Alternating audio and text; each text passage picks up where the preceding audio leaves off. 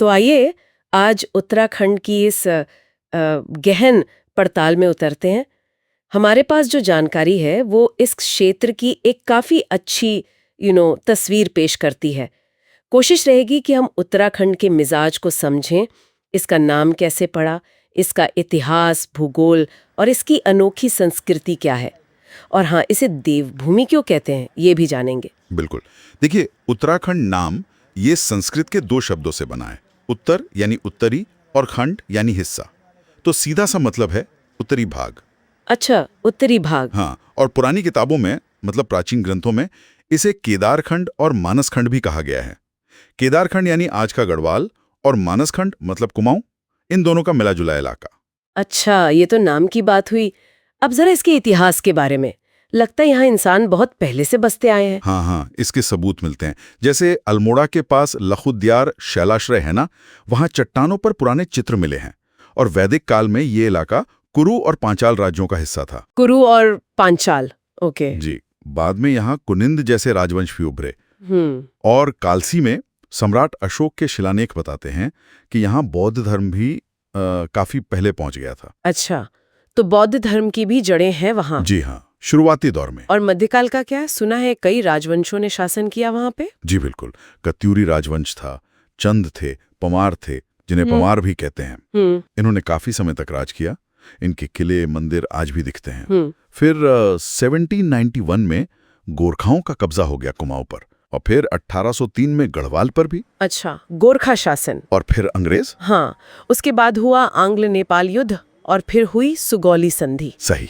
उस संधि के तहत ये इलाका अंग्रेजों के हाथ चला गया और आजादी के बाद ये यूपी का हिस्सा बन गया। जी हाँ, उत्तर प्रदेश का हिस्सा बना। लेकिन अलग राज्य की मांग वो चलती रही।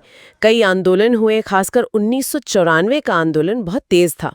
और वो दुखद रामपुर तिराहा गोलीकांड की घटना भी हुई थी। हाँ, वो तो बहुत ही दुखद था। बिल्कुल। तो इन सब के बाद आखिरकार 9 नवंबर 2000 को उत्तराखंड भारत का 27वां राज्य बना। इतिहास की बात हो रही है तो चिपको आंदोलन का जिक्र तो करना ही पड़ेगा, बहुत जरूरी। हाँ, बिल्कुल नहीं भूलना चाहिए। 1970 के दशक का वो आंदोलन, वो सिर्फ पेड़ बचाने की लड़ाई नहीं थी। बिल्कुल। वो उस वक्त की मतलब ग्रामीण महिलाओं की आवाज थी। जी। गौरा देवी जैसी महिलाएं वो विकास के मायने पर सवाल उठा रही थी। बिल्कुल। और वो भी पूरी तरह अहिंसक तरीके से। बिल्कुल, कमाल है। और इसकी गूंज तो आज तक है। बिल्कुल। पर्यावरण की बहसों में आज भी सुनाई देती है। वाकई इतिहास की तरह ही उत्तराखंड का भूगोल भी उतना ही दमदार है। पहाड़ी पहाड़। सही का। करीब 86% इलाका पहाड़ी है। और सोचिए, लगभग 6.5% जंगलों से ढका हुआ है। 6.5% जंगल। हाँ। और सबसे बड़ी बात, भारत की दो सबसे पवित्र नदियां गंगा और यमुना, वो यहीं गंगोत्री और यमुनोत्री से निकलती है। और नंदा देवी सबसे ऊंची चोटी। जी, नंदा देवी उत्तराखंड की सबसे ऊंची चोटी है। जिम कॉर्बेट का नाम तो सबने सुना ही है। हाँ, जिम कॉर्बेट तो भारत का सबसे पुराना नेशनल पार्क है। इसके अलावा फूलों की घाटी और नंदा देवी नेशनल पार्क भी हैं। हाँ, यूनेस्को वर्ल्ड हेरिटेज साइट्स हैं शायद ये। जी हैं, बिल्कुल। यूनेस्को ने विश्व धरोहर का दर्जा दिया है। अपनी अद्भुत जैव विविधता के लिए जाने जाते हैं ये। और राज्य के प्रतीक भी खास हैं। अच्छा। जैसे राज्य पशु है अल्पाइन कस्तूरी मृग, पक्षी है हिमालयी मुनाल। मुनाल खूबसूरत होता है। हाँ, पेड़ है बुरांश जिसके लाल फूल बहुत खिलते हैं। और फूल है ब्रह्म कमल, ये ऊंचे पहाड़ों पर खिलता है और बहुत पवित्र माना जाता है। वाह, तो पहाड़ों और नदियों ने यहाँ की संस्कृति को भी जरूर एक अलग रंग दिया होगा। जानकारी में ऐपण कला का जिक्र है, ये क्या चीज है? ऐपण ये एक बहुत ही खूबसूरत लोक कला है। चावल के आटे के घोल से मतलब पेस्ट से जमीन और दीवारों पर डिजाइन बनाए जाते हैं। खास मौकों पर, त्योहारों पर बहुत शुभ मानते हैं इसे। अच्छा, चावल के आटे से। और कलाएं? हाँ, लकड़ी पर बारीक नक्काशी होती है, उसे लिखाई कहते हैं। और पहाड़ी मिनिएचर पेंटिंग भी काफी मशहूर है। और त्योहार? कुंभ मेले के अलावा और क्या खास मनाया जाता है? हरिद्वार का कुंभ मेला तो विश्व प्रसिद्ध है ही, लेकिन गढ़वाल का राममन भी बहुत अनूठा है। रमन, इसके बारे में थोड़ा और बताएंगे? जी, ये यूनेस्को की अमूर्त सांस्कृतिक विरासत सूची में शामिल है। इसकी खासियत यह है कि इसकी कोई लिखी हुई स्क्रिप्ट नहीं है। ये पीढ़ी दर पीढ़ी चला आ रहा एक सामुदायिक धार्मिक उत्सव है, एक लोक नाट्य है। बिना स्क्रिप्ट के? वाह। हाँ, इसके अलावा हरेला त्योहार है जो पर्यावरण से जुड़ा है, और फूलदेई ये बच्चों का वसंत त्योहार है। बड़े उल्लास से मनाए जाते हैं ये सब। सुनने में ही कितना अच्छा लग रहा है। खाने पीने में क्या खास है? और कोई गाना वाना जो बहुत चलता हो? खाने पीने में स्थानीय अनाज बहुत इस्तेमाल होते हैं, जैसे कोतू यानी कुट्टू का आटा और मंडुआ। इनसे कई तरह के पकवान बनते हैं। सेहत के लिए भी अच्छे होंगे। बिल्कुल। और मिठाई में बाल मिठाई बहुत फेमस है।